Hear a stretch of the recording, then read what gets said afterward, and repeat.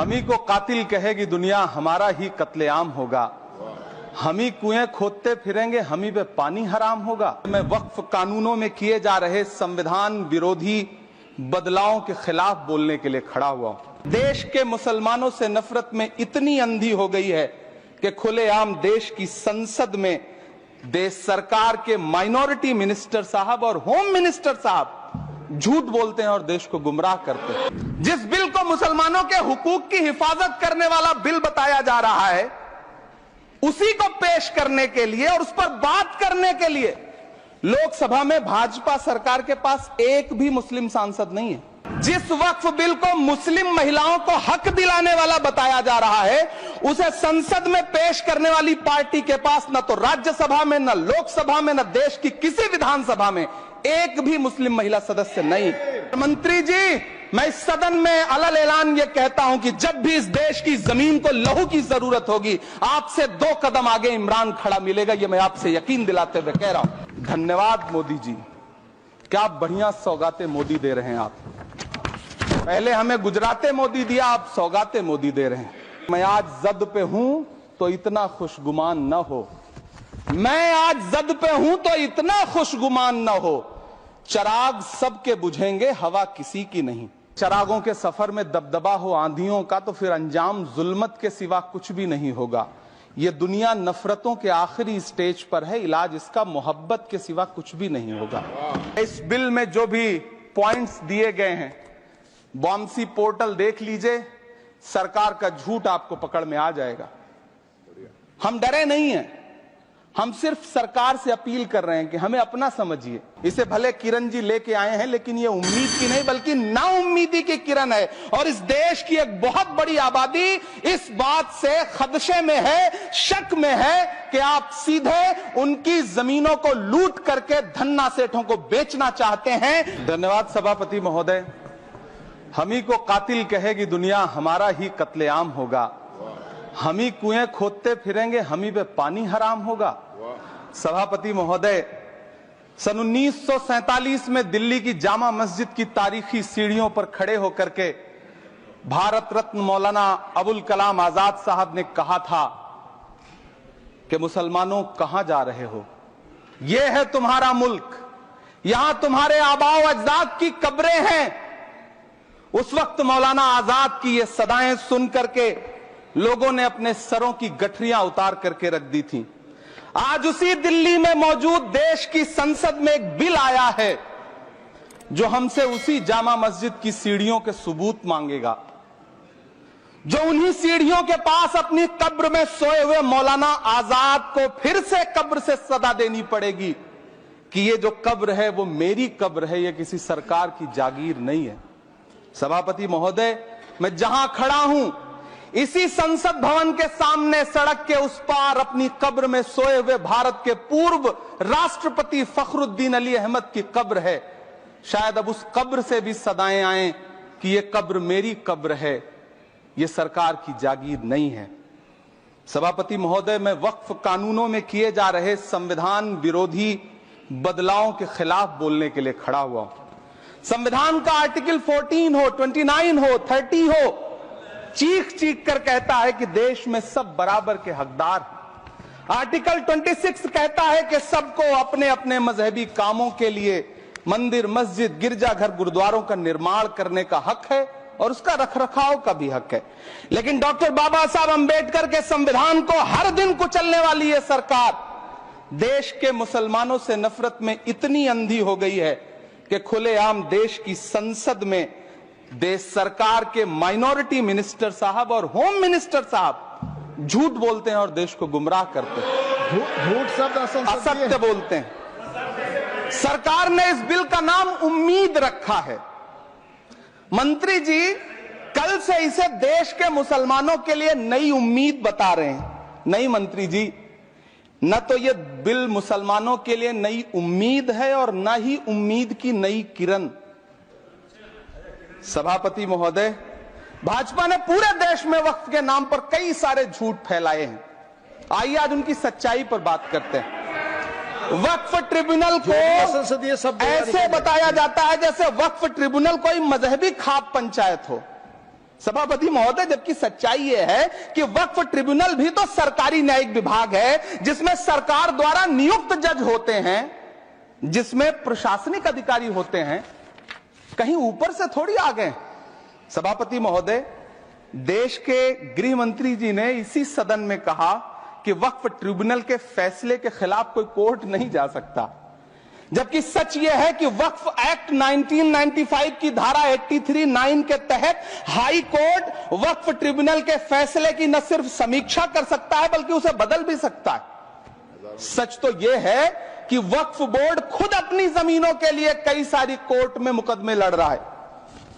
सभापति महोदय, दिल्ली की जिन 123 संपत्तियों को लेकर कल माइनॉरिटी मिनिस्टर, होम मिनिस्टर साहब और अभी आदरणीय नेता सदन बात कर रहे थे, आइए उनकी सच्चाइयों पे भी बात करते हैं।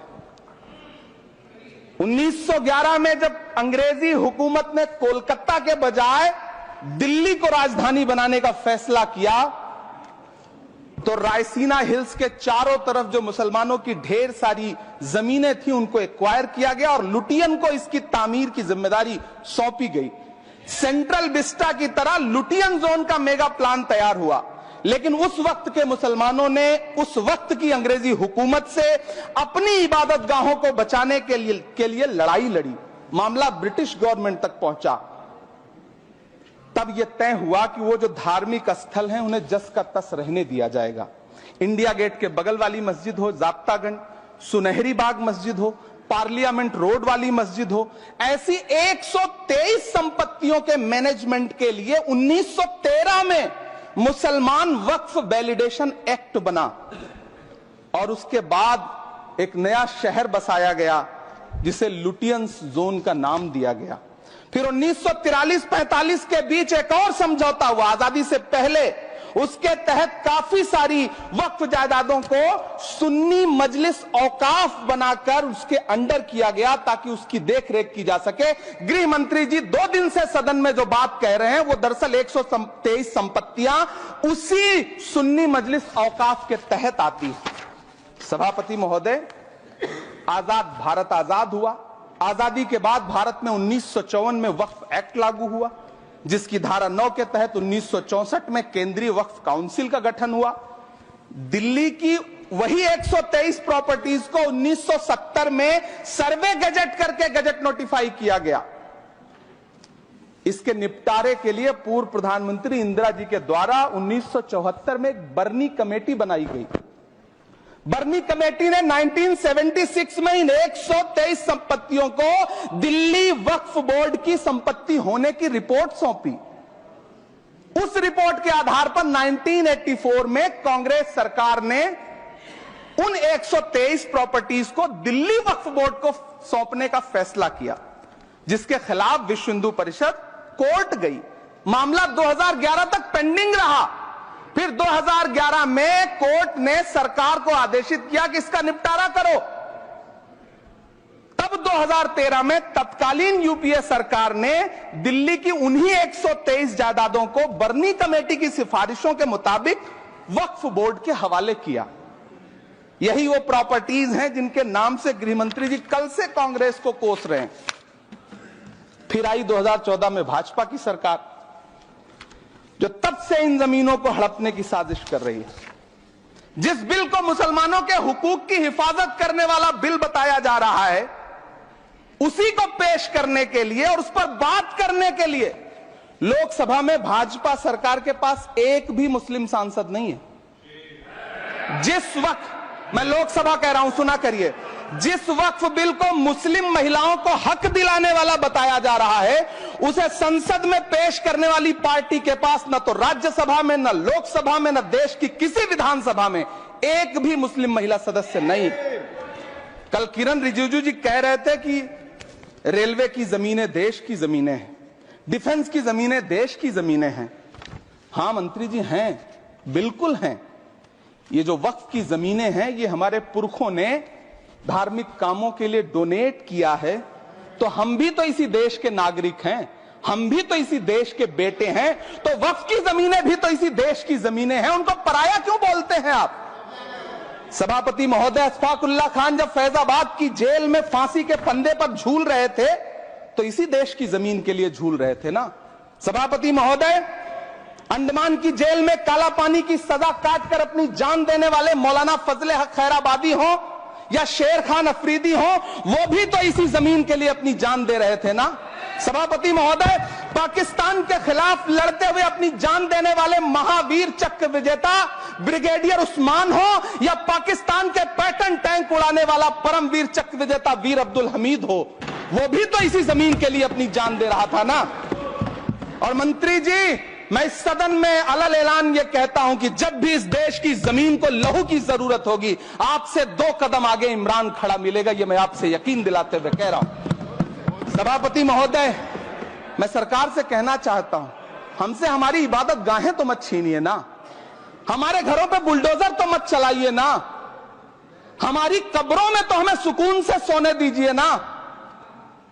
सभापति महोदय, माइनॉरिटी मिनिस्ट्री का बजट कट करके, मुस्लिम बच्चों की स्कॉलरशिप बंद करके अब सरकार कह रही है कि हम वक्फ की आमदनी से गरीब मुसलमानों का भला करेंगे।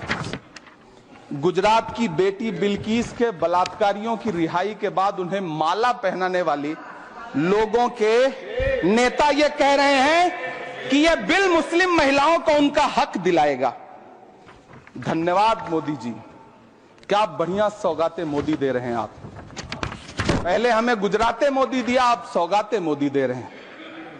लेकिन यह सरकार इतना याद रखे कि इसी ठसक के साथ देश की संसद में सीए का कानून भी लाया गया था और कहा गया था बड़े बड़े भाषण देकर के कि पड़ोसी देशों से हिंदू भाइयों को ला करके यहां नागरिकता दी जाएगी। लेकिन मैं आपके संज्ञान में लाता हूं सर कि पिछले इतने दिनों में इनसे नागरिकता लेने के लिए 2000 व्यक्ति भी नहीं आए, जबकि इसके उलट इन्हीं की सरकार में पिछले 10 साल में 15 लाख से ज्यादा भारतीयों ने भारत की नागरिकता छोड़ करके दूसरे देश में जाकर के बस गए। यह हुआ उस कानून का अंजाम। सभापति महोदय, इसी तरह की जिद के साथ किसानों के खिलाफ भी कानून लाए गए थे। जिस तरह आज वक्फ के फायदे गिनाए जा रहे हैं, उसी तरह से किसानों को भी कृषि कानूनों के फायदे गिनाए गए थे। लेकिन अंजाम क्या हुआ? 700 किसानों की शहादत लेने के बाद सरकार को अन्नदाता किसानों के सामने घुटने टेकने पड़े और कृषि कानून वापस लेने पड़े। जिल्ले इलाही, जमहूरियत जो है वो नफरत और ठसक से नहीं चलती है, अकड़ से नहीं चलती है, उसमें सबकी हिस्सेदारी जरूरी है। कल देश के माइनॉरिटी मिनिस्टर ने लोकसभा में खड़े होकर एक शेर सुनाया था कि मुझसे कोई बदगुमान न हो, तो मैं उन्हें एक शेर सुनाना चाहता हूं कि मैं आज जद पे हूं तो इतना खुशगुमान न हो, मैं आज जद पे हूं तो इतना खुशगुमान न हो, चराग सबके बुझेंगे हवा किसी की नहीं।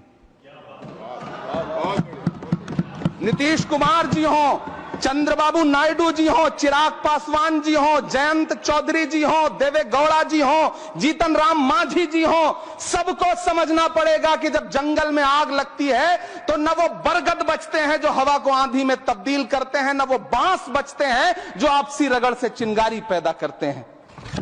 सभापति महोदय, जब देश को मनमोहन सिंह साहब जैसा काबिल प्रधानमंत्री मिलता है तो देश को आरटीआई जैसा एक्ट मिलता है, सेज जैसा एक्ट मिलता है, मनरेगा जैसा एक्ट मिलता है, लिबरलाइजेशन मिलता है, राइट टू एजुकेशन मिलता है, नेशनल फूड सिक्योरिटी एक्ट मिलता है। लेकिन जब देश को सौगातें मोदी मिलती है तो क्या मिलता है? सीए मिलता है, फॉर्म्स लॉ मिलता है, आर्टिकल 370 मिलता है, इलेक्टोरल बॉन्ड जैसा एक्ट मिलता है और वक्फ अमेंडमेंट एक्ट जैसे बिल देश को मिलते हैं। मुझे तो अपने हमवतन भाइयों से पूछना है कि आपको अपने बच्चों की तरक्की, खुशहाली और नौकरी की दरकार है या फिर मुसलमानों की दान की गई जमीनों को लूटकर धन्ना सेठों को देने की साजिश करने वाले कानून की? सभापति महोदय, यह सरकार रात के 3 बजे तक पूरे देश को जगा करके संसद में अपने ही नागरिकों को नीचा दिखाने के लिए वक्फ बिल ला रही थी, तो उधर रात के 1:30 बजे अमेरिका हम पर 26% टैरिफ लगा रहा था। सरकार की प्राथमिकताएं देश को पता सभापति महोदय, मैं बहुत भावुक हूं आज, और मुझे अच्छा लगा कि आदरणीय नेता सदन जगत प्रकाश नड्डा जी ने बहुत अच्छी बातें भी की, मन से बातें की। क्योंकि उनके नाम में प्रकाश जुड़ा है तो मैं उनमें हमेशा एक रोशनी की किरण देखता हूं। मैं उनके सामने बहुत अदब से ये बात कहना चाहता हूं कि चिरागों के सफर में दबदबा हो आंधियों का तो फिर अंजाम जुल्मत के सिवा कुछ भी नहीं होगा। ये दुनिया नफरतों के आखिरी स्टेज पर है, इलाज इसका मोहब्बत के सिवा कुछ भी नहीं होगा। मैं भावुक हूं, मेरी पलकें गीली हैं। अगर देश की एक बहुत बड़ी आबादी को लगता है कि आप उसका भला करने के लिए नहीं बल्कि उनकी इबादतगाहों, उनकी कब्रिस्तानों, उनकी खानकाहों को बर्बाद करने का बिल ला रहे हैं, तो फिर आप अगर समझाने में नाकामयाब रहे हैं तो यह आपकी नाकामयाबी है। पहले समझाइए, उसके बाद कोई बिल लेकर के आइए, तब शायद हम आपका इतनी पुरजोर तरीके से विरोध ना करें। लेकिन सभापति महोदय, मैं अंत में सिर्फ इतना कहना चाहता हूं कि इस बिल में जो भी पॉइंट्स दिए गए हैं, बॉम्सी पोर्टल देख लीजिए, सरकार का झूठ आपको पकड़ में आ जाएगा। हम डरे नहीं हैं, हम सिर्फ सरकार से अपील कर रहे हैं कि हमें अपना समझिए। हम आपके अपने हैं, इस देश के नागरिक हैं, और आप ताकत में हैं। संख्या बल के आधार पर बिल हो सकता है आप पास करा ले, लेकिन आपको यह बात समझनी पड़ेगी कि हम तो वो तारीख हैं, जहनों में रहना है, जिसे कागजी पुर्जे नहीं जो फाड़ डाले जाएंगे। जिस जमीन पर मैं खड़ा हूं ये मेरी पहचान है। आप आंधी हैं तो क्या मुझको उड़ा ले जाएंगे? आपको यह बात समझनी पड़ेगी। आपको अगर इतना विपक्ष की तरफ से पहले जेपीसी में इतने सारे पॉइंट्स आए और उसके बाद कल से लोकसभा में और राज्यसभा में सुझाव आप सुनने को तैयार नहीं है, लोगों की शंका को दूर करने के बारे में आप बिल्कुल सोच नहीं रहे, बस आप कह रहे हैं यह बिल उम्मीद की नई किरण है। नहीं साहब, इसे भले किरण जी लेके आए हैं, लेकिन ये उम्मीद की नहीं बल्कि नाउम्मीदी की किरण है। और इस देश की एक बहुत बड़ी आबादी इस बात से खदशे में है, शक में है कि आप सीधे उनकी जमीनों को लूट करके धन्ना सेठों को बेचना चाहते हैं। मेरी अब भी आपसे अपील है कि इस बिल को वापस लीजिए। यह बिल कहीं से आपके अपने नागरिकों के लिए अच्छा नहीं है। यह बिल सिर्फ इस देश के मुसलमानों को नीचा दिखाने का और अपने एक ऐसे मतदाता वर्ग को खुश करने का बिल है जिनको इस बिल के पास हो जाने से कुछ मिलेगा भी नहीं। लेकिन आप एक नैरेटिव देना चाहते हैं, एक मैसेज देना चाहते हैं। मेरी आपसे अपील है कि कृपया ये जो सबका साथ सबका विकास का नारा है, इस नारे को रत्ती भर तो चरित्रार्थ कर दीजिए। बहुत बहुत धन्यवाद।